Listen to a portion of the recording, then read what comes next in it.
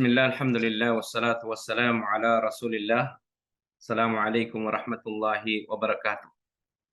So, una sa lahat, mga kapatid, ako po'y nagpapasalamat sa dakilang tagapaglikha, ang Allah Subhanahu wa Ta'ala, sa pagkakataon na ibinigay niya sa atin na magkasama tayo dito sa ah, Messenger of Peace Academy upang magbahagian ng kaalaman tungkol sa ating pananampalatayang Islam.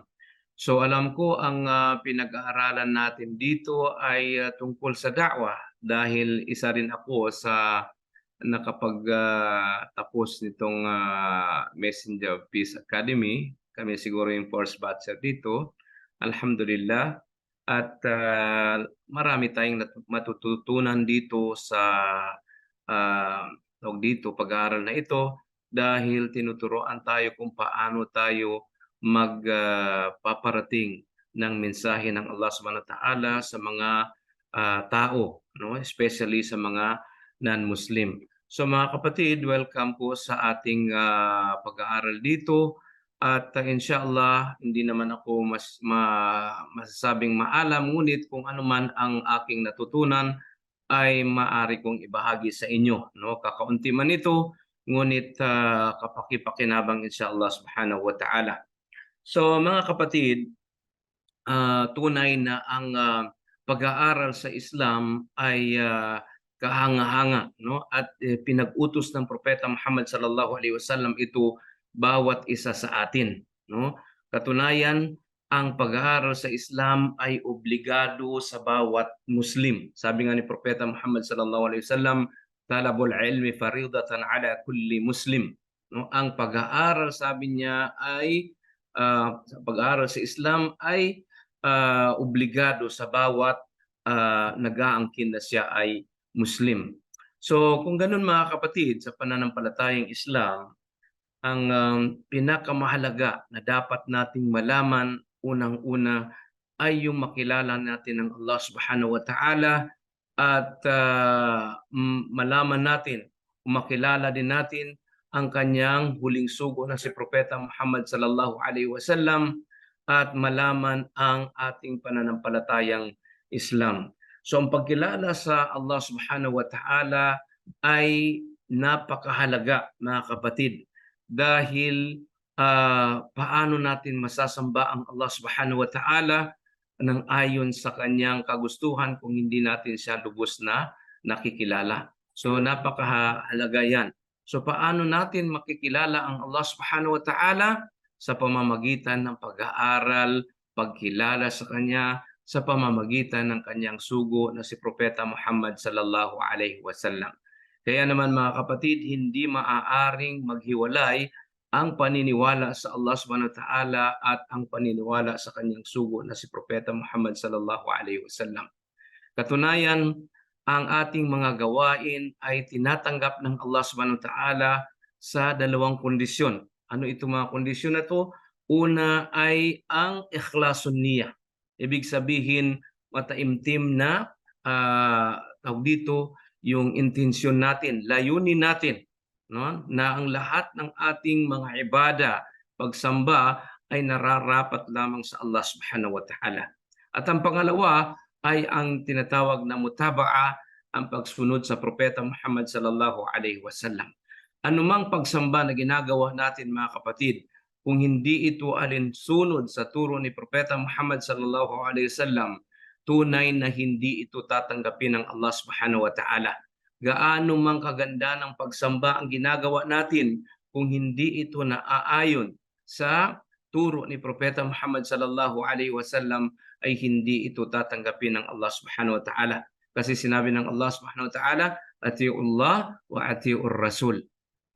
Sundin natin ang Allah Subhanahu wa Ta'ala at sundin natin ang kanyang sugo. Hindi maaari na sambahin lamang natin ang Allah Subhanahu wa Ta'ala at hindi natin ibatay ang ating pagsamba sa kanyang sugo na si Propeta Muhammad sallallahu alaihi wasallam.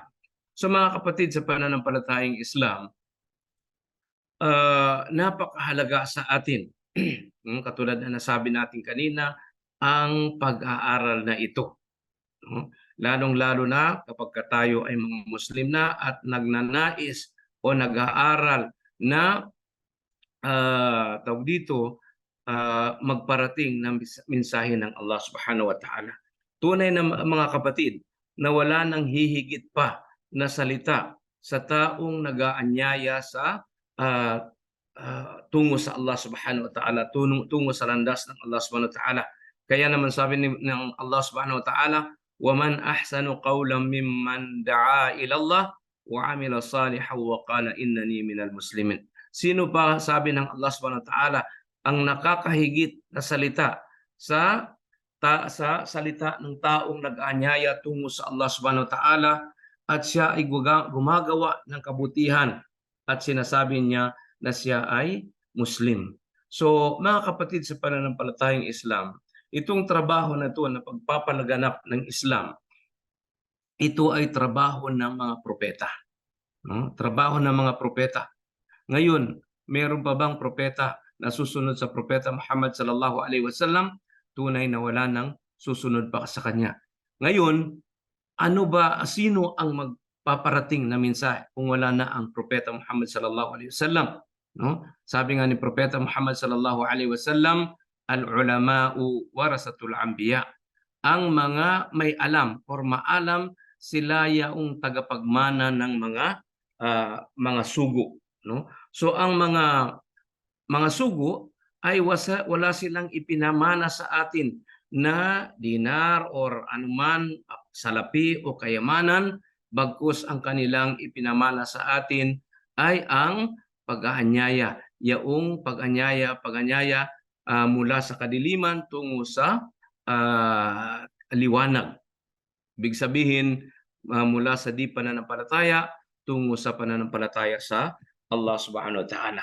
Tandaan natin mga kapatid na walang matitira sa atin. Halimbawa, kasi sabi ng Allah Subhanahu wa Ta'ala, kullu nafsin dha'iqatul maut. No? Lahat na may buhay ay makakatikim ng kamatayan. Kaya lahat tayo ay babalik sa Allah Subhanahu wa Ta'ala. Kaya alamin natin kung ano ba ang dahilan kung bakit tayo nandirito sa mundong ibabaw na to. Bakit ba tayo nilikha ng Allah Subhanahu wa Ta'ala? No? Walang dahilan ang paglikha ng Allah Subhanahu wa Ta'ala sa atin maliban lamang sa sambahin siya. Katulad ng sinabi ng Allah Subhanahu wa Ta'ala sa banal na Quran, وَمَا خَلَقْتُ الْجِنَّ وَالْإِنسَ إِلَّا لِيَعْبُدُونَ. Sabi ng Allah Subhanahu wa Ta'ala, hindi ko nilikha ang jin at saka ang tao maliban lamang sa sumamba sila sa akin. Kaya walang kadahilanan kung bakit nandito tayo sa ibabaw ng mundo na to, bagkus ay upang sambahin ang Allah Subhanahu wa Ta'ala, sambahin ang Allah Subhanahu wa Ta'ala ng ayon sa kanyang kagustuhan. No, hindi natin maaaring sambahin katulad ng nasabi natin kanina, hindi maaaring sambahin ang Allah Subhanahu wa Ta'ala nang naaayon sa ating sarili o pamamaraan ng pagsamba, bagkus kinakailangan ng ating pagsamba ay naaayon sa pagsamba ni Propeta Muhammad sallallahu alaihi wasallam. So, dahil sa ang tungkulin natin dito sa mundong ibabaw ay sumamba lamang sa Allah Subhanahu wa Ta'ala, kaya kilalanin natin mabuti kung sino ba ang Allah Subhanahu wa Ta'ala na sinasamba natin. No? So mga kapatid sa pananampalatayang Islam, alam ko karamihan sa atin dito ay mga bago pa lang sa Islam. No? So, tayo ay katulad na nasabi ko kanina, tayo ay manunumbalik sa Allah Subhanahu wa Ta'ala. Kullu nafsin dha'iqatul maut, lahat ng may buhay ay makakatikim ng kamatayan. Kaya kailangan nating gumawa ng mga gawain na kapaki-pakinabang doon sa kabilang buhay. Dahil lilisanin natin anuman ang naipon natin dito sa mundo na kayamanan ay wala tayong madadala. No? Maliban lamang sa ang sinabi na Propeta Muhammad sallallahu alaihi wasallam, sabi niya, "Idza mata ibnu Adama inqata 'amaluhu illa min thalas." Sabi ng Propeta Muhammad sallallahu alaihi wasallam, kapag namatay, sabi niya, ang anak ni Adan, no, lahat ng kanyang mga gawain ay mapuputol maliban lamang sa tatlo. So ano itong mga tatlo na to na mapapakinabangan natin kahit na tayo ay namatay na? Sabi ng Propeta Muhammad sallallahu alaihi wasallam, sadaqatun jariyah. No, unang-una, yung tinatawag na sadaqatun jariyah, yung ating mga ibinigay na kawang-gawa nung tayo ay nabubuhay pa lamang.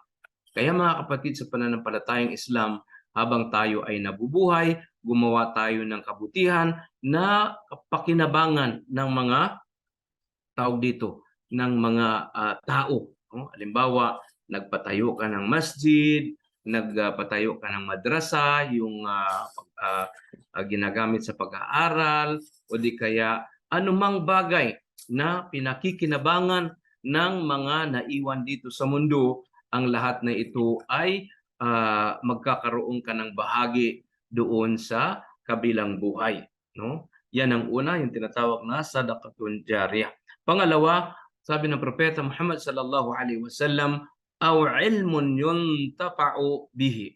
O kaya pangalawa, sabi ng Propeta Muhammad sallallahu alaihi wasallam, yung kanyang kaalaman na pinakikinabangan ng marami. So, nung nandito ka sa mundo, ay nag-aanyaya ka sa mga tao. So, lahat ng inanyayahan mo na nag-Muslim halimbawa, ay magkakaroon ka ng gantimpala sa Allah subhanahu wa ta'ala. Sabi nga ng Propeta Muhammad sallallahu alaihi wasallam, ang kahulugan ng hadis, sino man da'a ilal khair, sino man ang mag-anyaya sa mga tao tungo sa kabutihan, no, falahu mithlu ajri, no, mapasa kanya ang katulad na, ibig sabihin, gantimpala.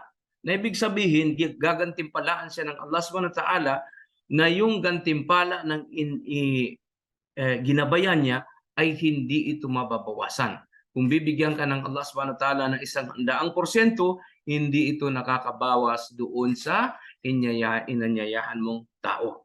So halimbawa, meron kang mga naisulat na mga babasahin na kung saan patuloy itong binabasa ng mga tao. Ibig sabihin na babasahin, yaong babasahin sa Islam. Kung ito ay patuloy na binabasa ng mga tao, habang ito ay binabasa ng mga tao at napupulutan nila ng kaalaman, ay magkakaroon ka ng gantimpala, kabahagi doon sa iniwan mo na yon na napapakinabangan ng mga tao.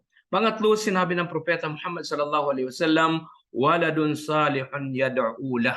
No? Kapag ikaw ay nagkaroon ng mabuting anak na iwan mo dito sa mundo, na ikaw ay namatay na at nag-iwan ka ng mga anak dito sa mundo, at yung mga anak mo ay mga matutuwid na bata, at sila ay sa tuwing sila ay nagdarasal sa Allah subhanahu wa ta'ala, ay hindi kanila nakakaligtaan na ipanalangin sa Allah subhanahu wa ta'ala. Sa tuwing sila ay nananalangin sa Allah subhanahu wa ta'ala, ay magkakaroon ka ng kabahagi ng gantimpala, or makukuha mo ang gantimpala na idinadalangin ng iyong mga anak. So kaya mga kapatid, sa pananampalatayang Islam, mamahalaga na tawag dito, gabayan natin o itarbiyan natin, i-educate natin ang ating mga anak sa pananampalatayang Islam. Dahil kung tayo ay lilisan na dito sa mundo,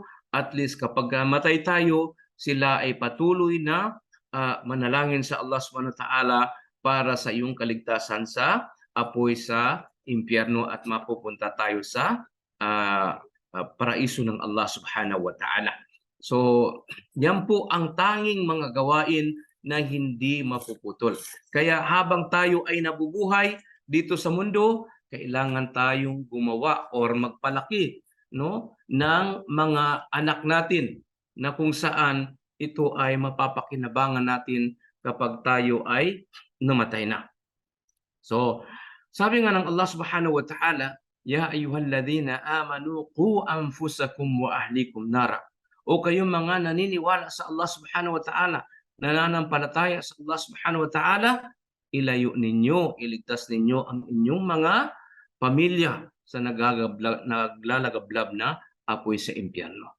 So ngayon mga kapatid, bilang pag-aaral sa da'wa, no? Kailangan unahin natin ang malalapit na kamag-anak natin, especially ang ating mga magulang, ang ating tatay, ang ating nanay, ang ating mga kapatid, ang ating mga kapitbahay, at yung mga kamag-anak natin at yung sangkatauhan, no?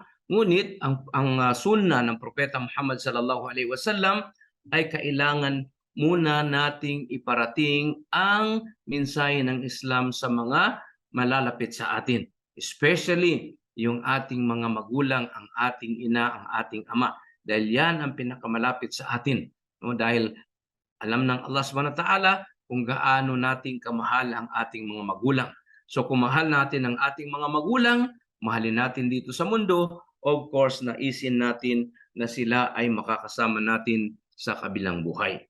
Dahil kung ang ating mga magulang ay hindi sila nagabayan ng Allah Subhanahu wa Ta'ala at patuloy sila sa pagsamba ng liban sa Allah Subhanahu wa Ta'ala at sila ay inabutan ng kamatayan sa ganung sitwasyon, tunay na hindi magpapatawad ang Allah Subhanahu wa Ta'ala sa mga taong nagbibigay ng tambal sa Kanya kung saan doon sila naabutan ng kamatayan. Dahil sabi ng Allah Subhanahu wa Ta'ala, "Inna Allah la yaghfiru ay yushraka bih wa yaghfiru ma duna dhalika liman yasha." Katotohanan, sabi ng Allah Subhanahu wa Ta'ala, hindi niya mapapatawad ang sino mang magbigay sa Kanya ng katambal sa pagsamba. Ibig sabihin nun na hanggang sa huling hininga niya ay wala siyang sinamba kundi liban sa Allah Subhanahu wa Ta'ala. Hindi niya sinamba ang Allah Subhanahu wa Ta'ala, kaya hindi siya mapapatawad ng Allah Subhanahu wa Ta'ala. Ngunit mga kapatid, gaano mang kalaki ng iyong kasalanan? So alam natin ang malaking kasalanan na hindi mapapatawad ng Allah ay ang pagbibigay ng tambal sa Kanya.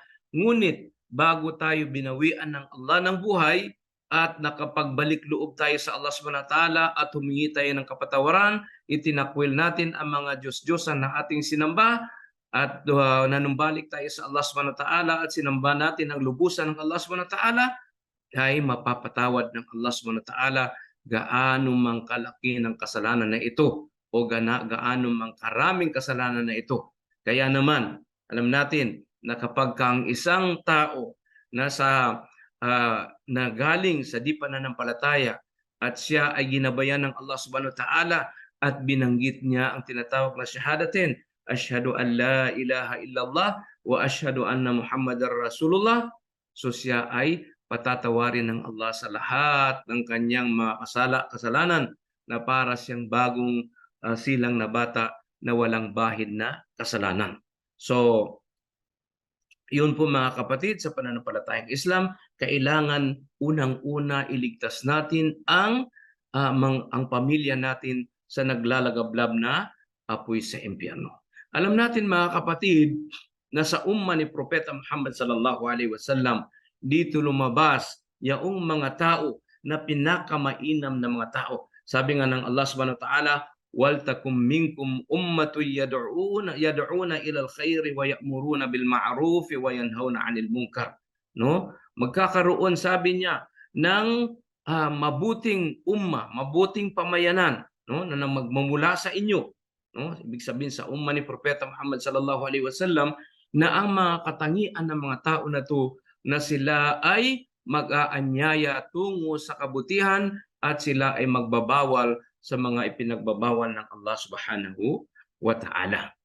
No? So the best umma ay ang umma ni Propeta Muhammad sallallahu alaihi wasallam, dahil ang katangian ng umma ni Propeta Muhammad sallallahu alaihi wasallam ay nag-aanyaya sa mga taong ligaw tungo sa kaligtasan, tungo sa liwanag, tungo sa Jannah, sa paraiso ng Allah Subhanahu wa Ta'ala.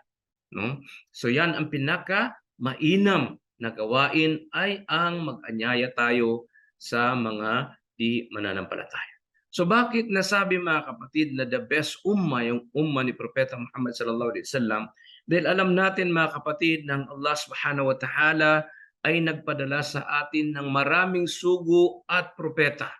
No, simula nung panahon ni Propeta Adan, ang unang tao, hanggang sa kay Propeta Jesus alayhi salam, bago dumating si Propeta Muhammad sallallahu alaihi wasallam. So mayroong mga tao, no? Mayroong mga sugo or propeta na sa haba-haba ng kanilang pag-aanyaya sa mga tao, no, iilan lamang ang sumunod sa kanila. Katulad halimbawa ni Propeta Nuh alayhi salam.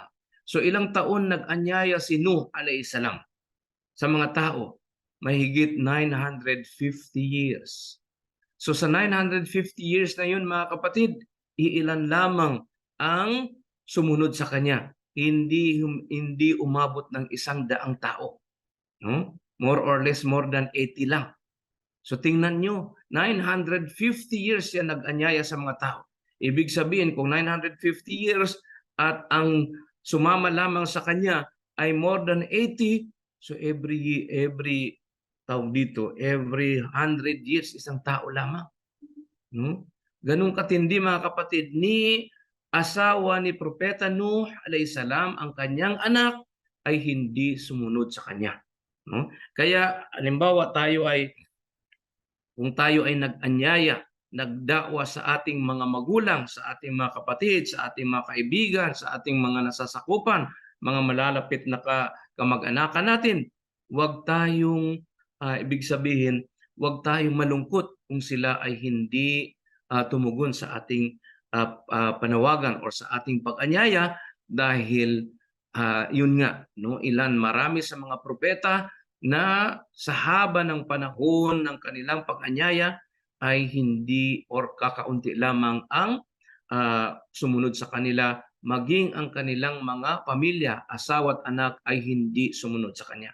Kaya patuloy lang tayo sa pag-anyaya sa mga tao, magmumuslim man sila, magbabalik loob man sila sa Allah o hindi, ay maging mapanatag tayo. Huwag tayong magalit, huwag tayong malungkot dahil ordinaryong tao lamang tayo. Mismo yaong mga pinakamamahal ng Allah subhanahu wa ta'ala ng mga propeta. Maging si Propeta Muhammad sallallahu alaihi wasallam, ang kanyang tiyuhin si Abu Talib, no?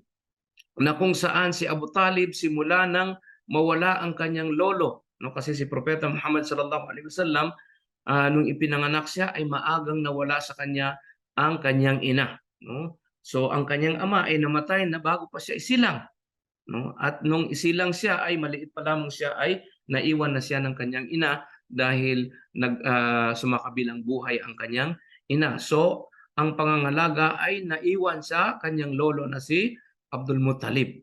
Ngayon nung mawala si Abdul Muttalib, naiwan naman ang pangangalaga sa kanyang tiyuhin na si Abu Talib. So si Abu Talib sa buong buhay ni Propeta Muhammad sallallahu alaihi wasallam ay tinulungan niya si Propeta Muhammad sallallahu alaihi wasallam, no? Kumbaga pa dinipinsahan niya sa mga taong gustong gumawa ng kasamaan kay Propeta Muhammad sallallahu alaihi wasallam hanggang sa kahuli-huling hininga niya.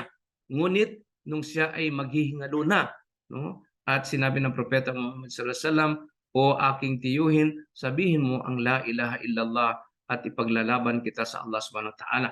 Ngunit sa pagsasabi ng Propeta Muhammad sallallahu alaihi wasallam sa kanya ay nandoon sa kabila ang kanyang sa tabi ng kanyang tiyuhin na si Abu Talib ang kanyang mga pamilya.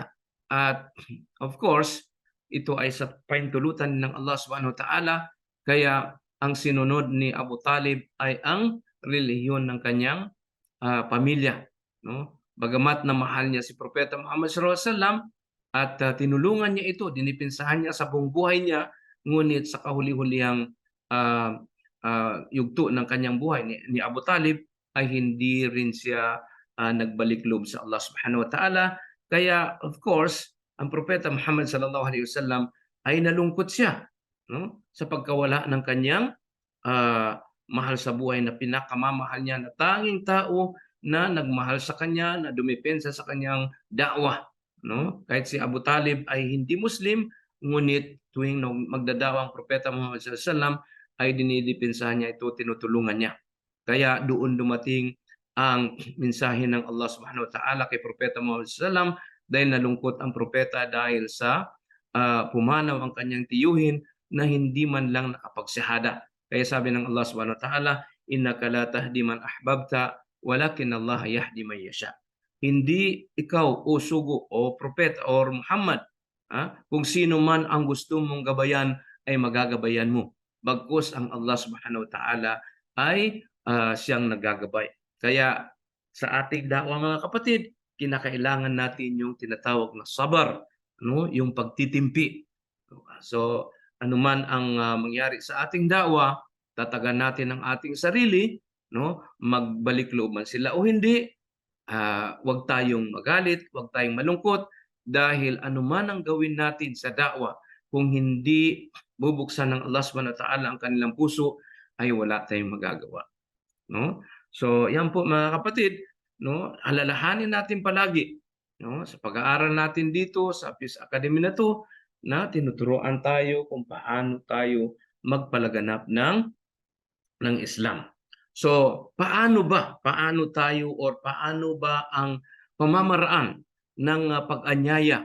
Kaya kinakailangan mga kapatid ang kaalaman, no? Dahil hindi tayo maaari mag-anyaya sa mga tao na wala tayong kaalaman, no? Kaya yung pag-anyaya ay ipinag-utos ng Propeta Muhammad sallallahu alaihi wasallam. Sabi ng Propeta Muhammad sallallahu alaihi wasallam, "Ballighu anni walau aya." No? Iparating nyo mula sa akin kahit na isang aya lamang. Na nalalaman nyo, iparating nyo ito sa mga tao. So titingnan natin mga kapatid, no? Kung ang aya ang pag-usapan natin, diyan lang sa Surah Al-Fatiha, no? Meron ng 7 aya diyan. Sa Surah Al-Ikhlas, mayroong 4 na aya. So ibig sabihin marami na tayong natutunan na isa sa ulo ng mga aya. Ngunit, sapat na ba yun? Sinabi ng propeta na iparating nyo kahit isang aya lamang. Ano? Kailangan mga kapatid, no, yung isang aya na yun na nalaman natin, kailangan alam natin kung ano ang mensahe niya at kung paano natin ito ipaparating sa mga tao. So paano ba tayo magparating sa tao? Paano tayo magdakwa? No? So marami mga pamamaraan ng pagdadakwa, may mga taong gumagamit ng mga Biblia sa kanilang pagdadakwa, no? So ito po ay iwasan natin dahil sapat na sa atin mga kapatid ang Quran at ang Sunnah ni Propeta Muhammad sallallahu alaihi wasallam. Hanggang ano oras ba tayo matatapos dito? Ja'far? Assalamualaikum. Pwede pa po mag-continue. Inshallah. Okay. So, paano ba tayo magdadakwa? No? So sabi ng Propeta Muhammad, sabi ng Allah Subhanahu wa Ta'ala, "Ud'u ila sabili rabbika bil hikmati wal mau'izati al hasana wajadilhum billati hiya ahsan." No? So, hindi na natin kailangan pang kumuha ng anumang mga teknik sa pagdadakwa dahil nandyan sa Quran at saka sa Sunnah ni Propeta Muhammad sallallahu alaihi wasallam. Kinakailangan lamang natin ang pag-aralan ito at isabuhay natin sarili natin at ipag-anyaya natin sa mga tao. Sabi nga ng Allah Subhanahu wa Ta'ala, "Ud'u ila sabili rabbik." No? Mag-anyaya kayo tungo sa landas ng iyong Panginoon. Ud'u ila sabili rabbika bil hikmah. No? Na mayroong tinatawag na hikmah. Ano ba itong hikmah na to? Kailangan kaalaman na nagmula sa Quran at saka sa hadith ni Propeta Muhammad sallallahu alaihi wasallam. Bil hikmah wal mau'izatil hasana, at makipag-usap kayo sa kanila ng pinakamainam na pamamaraan. Wajadilhum billati hiya ahsan, at makipagtalakayan kayo sa kanila sa pinakamagandang talakayan. So, yan po, kailangan natin, hindi sa pagdadakwa mga kapatid, huwag tayong mapusok, huwag tayong gumamit ng mga salita na hindi kaaya-aya. No?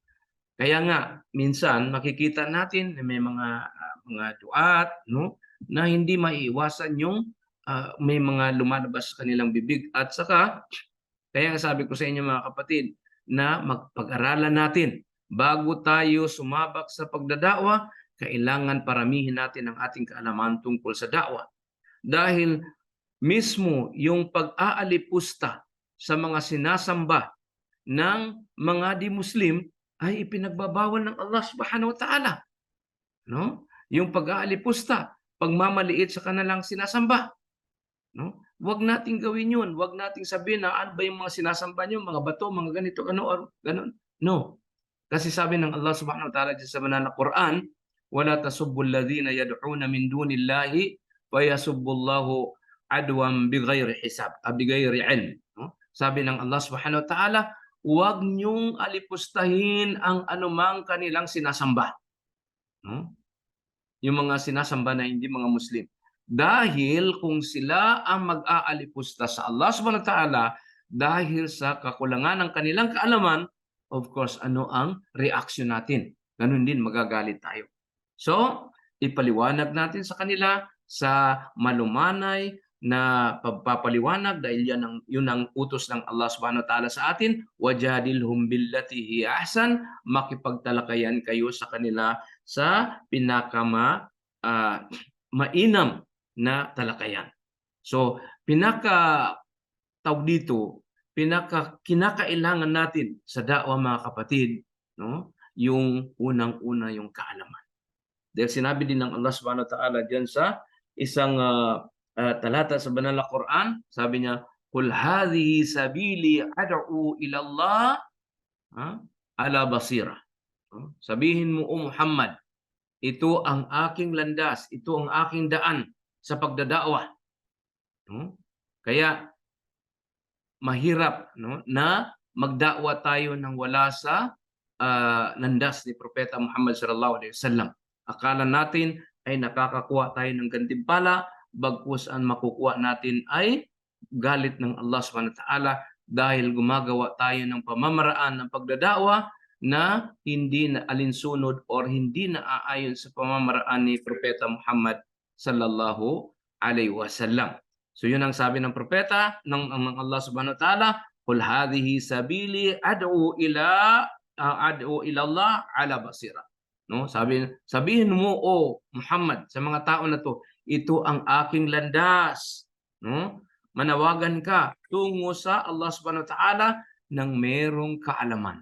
Ala basira, merong kaalaman. Ana wa man ittaba'ani. Sabi mo, ako at kung sino man ang sumusunod sa akin.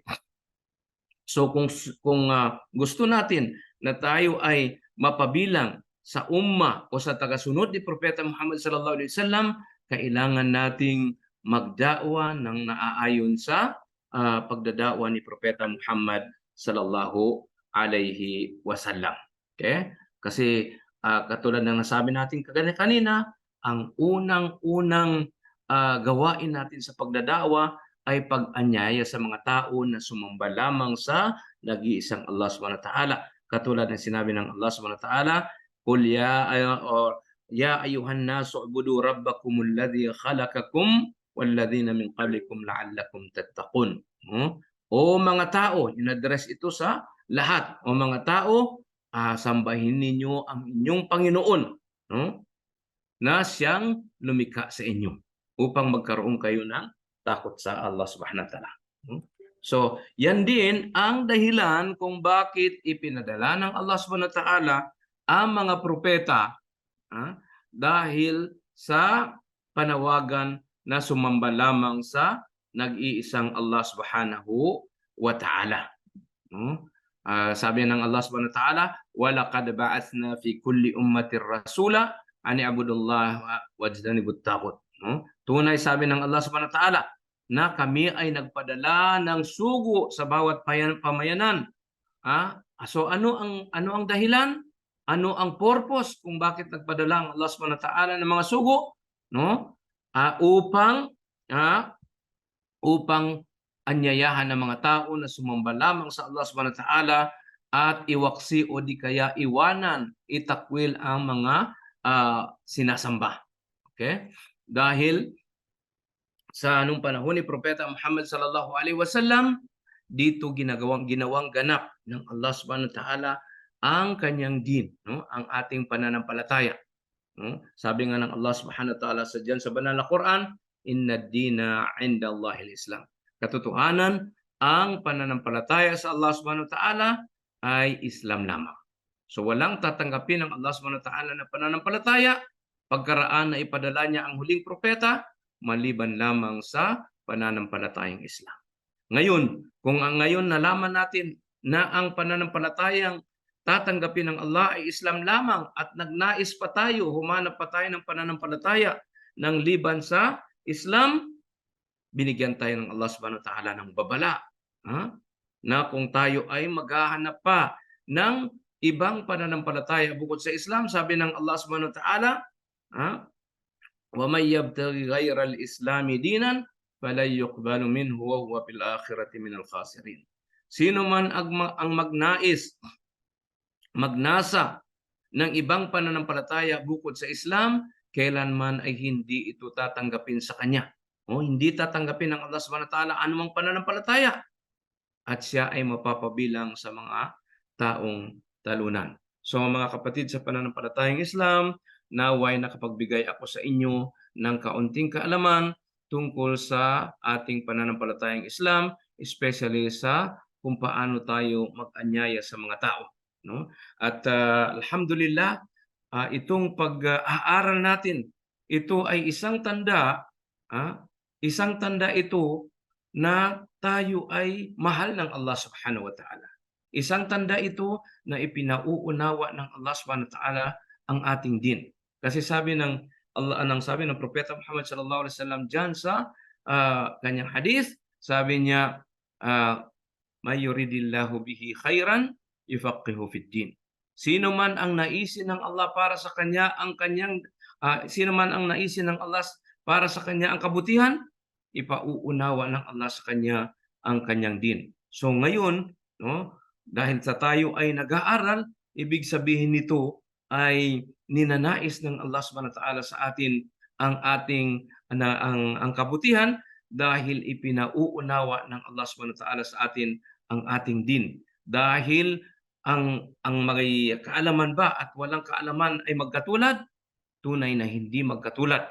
Kaya sabi ng Allah diyan sa banal na Quran, hal yastawi alladhina amanu walladhina la hal yastawi alladhina ya'lamuna walladhina la ya'lamun? Magkatulad ba ang taong may alam sa taong wala? Of course, napakalinaw ang kasagutan doon, hindi. No? Kaya ang taong may kaalaman, may nalalaman, hindi siya basta-bastang gumawa ng hakbang sa pagsamba, kundi bago niya ito i-check ang mga nalalaman niya. So ang taong walang kaalaman, sige lang siya ng sige. No? So magpasalamat tayo sa Allah Subhanahu wa Ta'ala dahil ginabayan tayo ng Allah Subhanahu wa Ta'ala at pinangyari niyang malaman natin ng lubusan ng ating din, ang din ng Islam. Wa sallallahu ala nabiyyina Muhammad wa ala alihi wa sahbihi ajma'in. Assalamualaikum warahmatullahi wabarakatuh.